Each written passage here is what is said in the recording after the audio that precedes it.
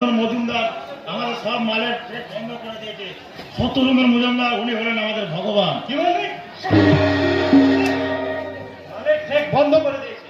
ওরে বাবা, ওই মালিক ঠিক থেকে সালা সরকারে কত টাকা আয় হয় জানিস? হ্যাঁ, তা বলছি একটু মদ টদ খাস নে। আপনি না হুজুর,